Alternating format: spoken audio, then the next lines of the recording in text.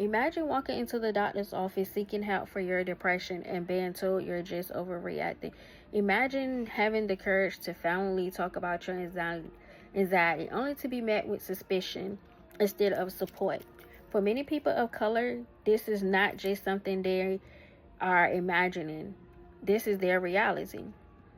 Imagine calling for help in your darkest moment and no one answer, or they answer but they don't understand you. Did you know Black adults are more likely to experience feeling hopelessness than any other race, or even feeling sad? This is a wound that affects millions of Americans and is often ignored. Symptomatic racism is not only about justice, system, or policy. It lives quietly in hospitals, therapy office, and insurance policy. It's costing lives. As a person of color and someone that does suffer from anxiety and depression, it does start at home. Because many households of people with color are being told that it's nothing wrong with us, or what happens in this house need to stay in this house, or why you feeling sad, you have lights, you have water. But it's just more to that. And finally being able to actually seek the help that I need is very beneficial. Hello everyone, and welcome to this edition of Herzing Talks. Today I want to just shed light on an urgent, too often overlooked issue in the mental health field.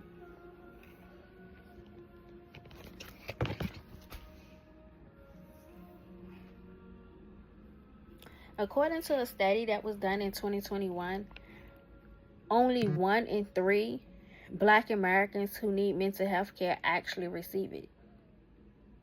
Latinos and other communities favor similar despondence. Worse still, people of color are more likely misdiagnosed, not diagnosed with mental health issues.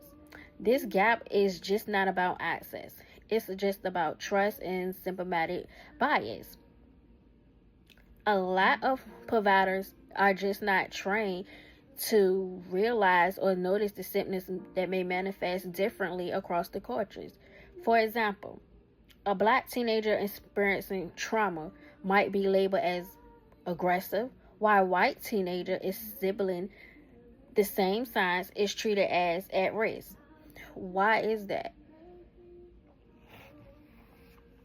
It also reputation. Over 86 of psychologists in the U.S. are white. When a person of color enters a room and see no one like them, most likely we will not be understood and we do not feel safe enough to open up. Fear of being judged. Mental health is not colorblind, but our system often is.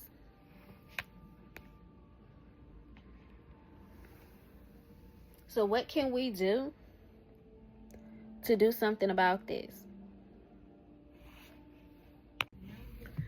We can start by listening, trying to be there for one another as a community without judgment. If someone comes to you and they're needing help or they're telling you their problems, do not brush them off by just saying, you okay, or there's nothing wrong with you. We can seek training as organizers about doing diversity and mental health staff.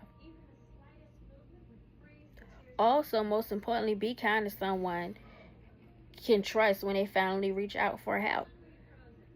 What someone tells you should not be told to other people outside of that room, because that person trusts you and came to you with their issues, and that's something that we should not be spreading around, because honestly, with someone with mental health, it takes a lot to be able to open up and basically tell this person everything that you feel.